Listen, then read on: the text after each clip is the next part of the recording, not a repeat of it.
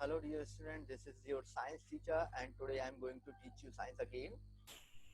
From last few videos, in last video we start our third chapter of science, that is atoms and molecules. In this chapter we discussed on the atom and we discussed that atoms and molecules, how how atoms combine and form molecule and molecule form a uh, material or the matter.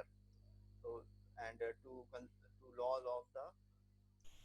of chemical combination we discussed already. Law of conservation of mass and law of constant proportion, and we also discussed Dalton's atomic theory and its postulates. Today we continue with the same chapter from the next topic, what is an atom.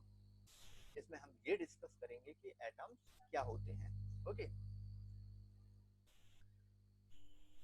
जब इस पे एक example से हम समझ सकते हैं, जैसे कि कोई जो मैसन होता है, बिल्डिंग मेकर, जो बिल्डिंग का काम करता है, वो बिल्डिंग बनाता है. कैसे? पहले वॉल्स बनाता है, वॉल्स से फिर क्या बनता है, उनको कलेक्ट करके रूम बनता है, और बहुत सारे रूम्स को कलेक्ट करके क्या बनता है, एक पूरी बिल्डिंग बनती है.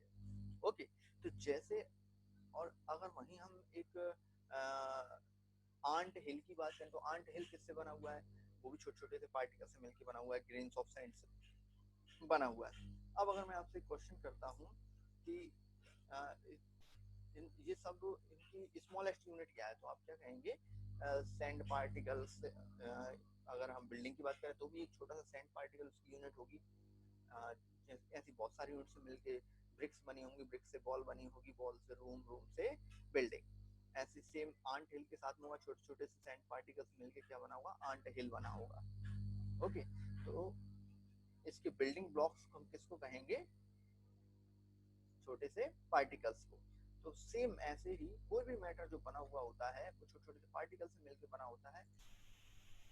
अगर साइंटिफिकली देखा जाए तो वो छोटे छोटे से पार्टिकल्स जो होते हैं उनको हम क्या बोलते हैं? एटम्स. अगर किसी भी मटेरियल को हम ऑलरेडी हम डिस्कस कर चुके हैं, तो उसको हम अगर ब्रेक करते जाएं, मटेरियल को ब्रेक करते जाएं, डिवाइड करते जाएं, तो एक लास्ट स्टेज ऐसी मिलेगी जब उसको एक अनडिवाइजिबल स्टेट मिलेगी जिसको हम डिवाइड नहीं कर पाएंगे. वो होगा हमारा एटम. ओके, अगर हम एक एग्जांपल से हम इसको समझ सकते हैं. आप इसको कैसे समझेंगे? सपोज मैंने आपसे कहा कि शुगर है, हम सब खाते हैं शुगर. शुगर को अगर आप क्या करते हैं, अगर इसको डिवाइड करना शुरू करते हैं, तो पहले उसको एक क्रिस्टल ले लेंगे आप, डिवाइड करके क्रिस्टल के छोटे छोटे से पार्टिकल्स कर देंगे, उसको ब्रेक कर देंगे. ब्रेक. ओके, अब उसको ब्रेक करने के बाद हम क्या देखते हैं? अब हम केमिकली देखेंगे कि शुगर क्या होता है? छोटे छोटे से पार्टिकल से मिलकर बना होता है, ग्लूकोज या फ्रक्टोज, और वो उसका फॉर्मूला होता है केमिकली C6H12O6. जब हम इसको भी डिवाइड करेंगे तो क्या हो जाएगा?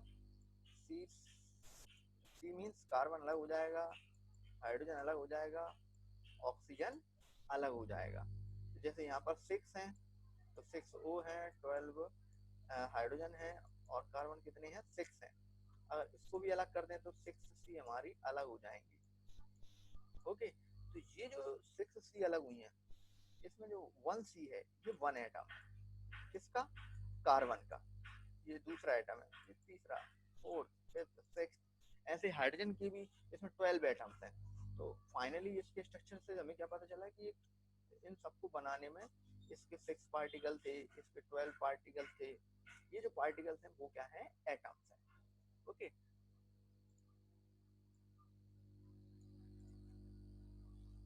How big are atoms? Atoms की साइज क्या होती है, इसको जब हम देखते हैं तो atoms are very small, they are smaller than anything that we can imagine.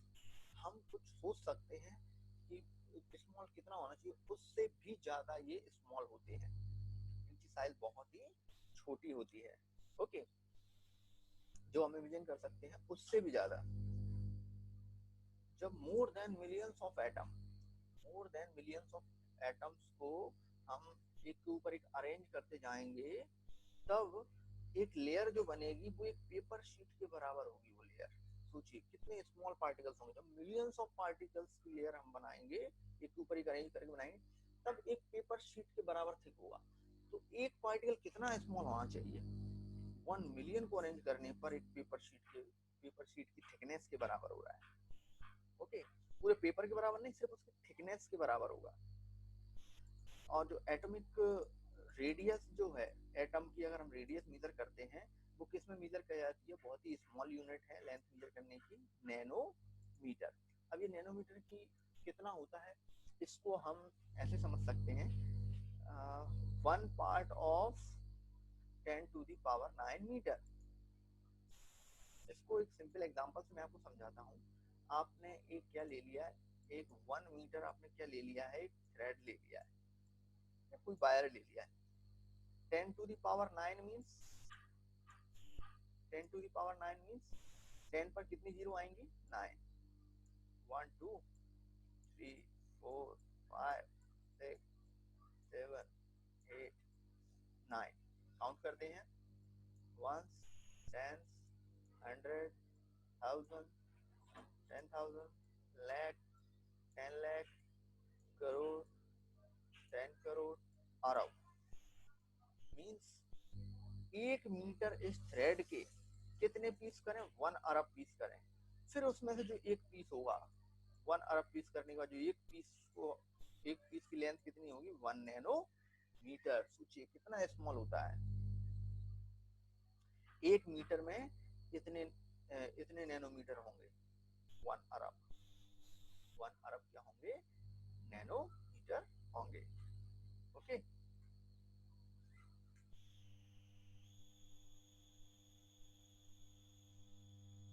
Then कुछ एटम्स हैं जिनके हम उनके डायमीटर, उनकी रेडियस देख सकते हैं। ये हम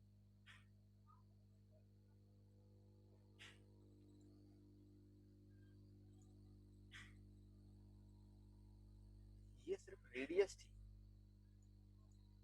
उसकी रेडियस सिर्फ इतनी होती है 1 अरब पीस के बराबर। जबकि हम जानते हैं रेडियस का डबल, यहाँ से सेंटर से लेके उसके आउटर सरफेस तक कितनी डिस्टेंस होती है, क्या बोलते हैं, यहाँ से आता रेडियस। और पूरा जो होता है वो क्या होता है? डायमीटर। तो डायमीटर इसका डबल हो जाएगा। अगर हम कुछ रेडियस देखते हैं कुछ सब्सटेंसेस के, कुछ एटम्स के, अगर हाइड्रोजन एटम के रेडियस देखते हैं तो वो होगा 10⁻⁻10। 10⁻⁻10 मीन्स उसकी आप 1 के ऊपर 10 जीरो लगाएं, फिर काउंट करें कितने हो रहे हैं। उतने पीसेस जब आप 1 मीटर की करेंगे, उसमें से एक पीस जो होगा वो कितना होगा आपका? इतने नैनोमीटर्स, इतनी स्मॉल क्वांटिटी में नैनोमीटर्स के बराबर होगा। ओके, मॉलिक्यूल ऑफ वाटर की साइज का रेडियस भी इतना होता है, हीमोग्लोबिन का रेडियस भी इतना होता है 10⁻⁸। ग्रीन का होता है 10⁻⁴। आंट का होता है कितना? 10⁻⁻3। 10⁻⁻3 मीन्स 1 मीटर के पे हम क्या करें, 3 जीरो लगा दो, 1000 मीटर। 1000 अगर 1 मीटर के 1000 पार्ट किए जाएं, तब उसके किसके बराबर होगा? वो आंट की साइज के बराबर होगा। Okay, Apple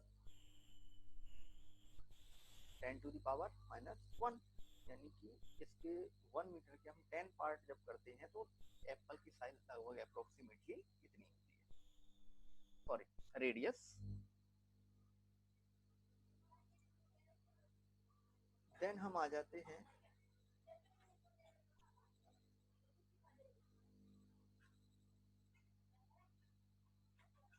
we think that if atoms are so insignificant in size, why should we care about them? अब अगर हम ये सोचते हैं कि एटम इतना स्मॉल है तो हम उसकी इतनी केयर क्यों कर रहे हैं, उससे क्या फर्क पड़ता है? लेकिन वो तो हर जगह है, एयर में भी है, हर चीज किससे बनी हुई है? एटम से बनी हुई है, इसलिए वो हमारी लाइफ को अफेक्ट तो करता है। कंटिन्यूसली वो हमसे जुड़ा हुआ है, कंटिन्यूसली वो हमको अफेक्ट कर रहा है। ओके, जब हम उसकी मैग्नीफाइड इमेज देखते हैं सरफेस की, image of surface of element showing atom, तो कुछ इस टाइप के दिखते हैं। मैग्नीफाइंग, वो इलेक्ट्रॉन माइक्रोस्कोप से जब देखेंगे तब एक ऐसी चीज दिखेगी, इतने छोटे छोटे पार्टिकल्स, नेक्ड आई से हमको दिखेंगे ही नहीं। देन हम आ जाते हैं नेक्स्ट लाइन पर, what are the modern day symbol of atoms of different elements. Different जो एलिमेंट्स हैं उनकी सिंबल्स क्या है मॉडर्न डेज में। Dalton was the first scientist to use the symbol for elements in very specific sense. सबसे पहले Dalton first scientist थे जिन्होंने सिंबल्स यूज किए थे किसके लिए, एटम्स को शो करने के लिए। ओके, लेकिन सबसे पहले जो sorry Berzelius suggested the symbol of element, Berzelius ने कुछ सजेस्ट किए थे एलिमेंट्स के सिंबल्स, और वो किस बेस पर थे, उसके फर्स्ट लेटर और वन और two letter of the name of the element, element के फर्स्ट और टू लेटर के नेम के बेसिस पर।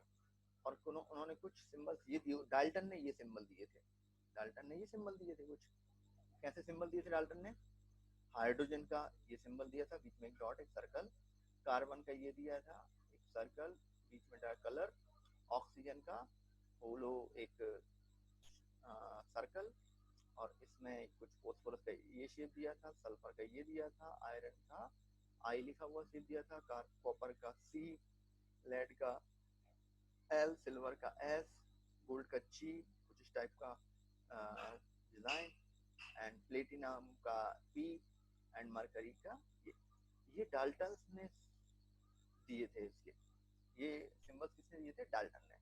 But in modern days we are using the Berzelius symbols. In the beginning, the name of element were derived from the name of the place. जब जब starting थी इसकी तो elements को name उसकी उस बेसिस पर दिया जाता था कि वो किस प्लेस पर फाइंड हुआ है, वो कहाँ पर मिला है। एग्जाम्पल अगर हम देख रहे हैं जैसे कॉपर, कॉपर का नाम कॉपर इसलिए है because it find from a place that name is Cyprus, इस प्लेस से ये फाइंड हुआ था इसलिए उसका नाम कॉपर है। And some name are taken from specific colour, और कुछ एलिमेंट्स के नेम उनके स्पेसिफिक कलर की वजह से लिए गए। फॉर एग्जांपल के लिए गोल्ड, गोल्ड जो लिया हुआ है वो एक इंग्लिश वर्ड से लिया हुआ है येलो, येलो येलो वर्ड है, उसी का एक और मीनिंग होता है गोल्ड, तो उससे हमने गोल्ड का नेम लिया हुआ है। But now these days a union is formed at international level, that is IUPAC, International Union of Pure and Applied Chemistry. What is the full form of IUPAC? International Union of Pure and Applied Chemistry. अब अगर कोई भी नया element find होता है, उसका name decide करना हो, उसका सिंबल डिसाइड करना हो, या उसकी यूनिट्स डिसाइड करनी हो, तो वो कौन करता है, IUPAC। ओके, तो जो मैनी ऑफ द सिंबल्स हैं उनको किस बेसिस पर बनाया हुआ है, आज हम जो भी मॉडर्न सिंबल्स जो पढ़ते हैं उनमें फर्स्ट टू लेटर्स लेते हैं, जिसमें इंग्लिश एलिमेंट्स का, इंग्लिश में जो नाम होता है एलिमेंट्स का, उसके फर्स्ट टू अल्फाबेट लेते हैं। फर्स्ट लेटर हमेशा हम किस में लिखते हैं, always written in upper case, हमेशा कैपिटल में लिखा जाता है, और सेकंड जो है वो स्मॉल में लिखा जाता है। एग्जाम्पल के जैसे हाइड्रोजन है, इसमें एक ही है तो फर्स्ट हमेशा कैपिटल ही होगा। Aluminium first A capital and second L small, एक पहला अल्फाबेट लेंगे और एक बाद का अल्फाबेट लेंगे। नॉट ए एल, दोनों कैपिटल नहीं होंगे, फर्स्ट कैपिटल होगा अपर केस में और second in lower case. And cobalt, cobalt का होगा CO, नॉट CO, कैपिटल नहीं होगा, first capital and second small. Okay, and other symbols के भी हम देख सकते हैं, first letters of the name like this, appearing later the name, बाद में जो और भी लेटर्स आते हैं उनसे सेकंड को लेते हैं। क्लोरीन का C और L, L स्मॉल, जिंक में Z capital, N small, etc. Okay, and some other symbols have been taken from the name of element in Latin, German, Greek, in the name of जो कुछ elements हैं जिनके name Latin language में, German में, Greek में जो name है उन लैंग्वेजेस में, उन नेम के से भी उनके सिंबल लिए हुए हैं। फॉर एग्जाम्पल के लिए symbol of iron, symbol of iron is, we know that what is Fe.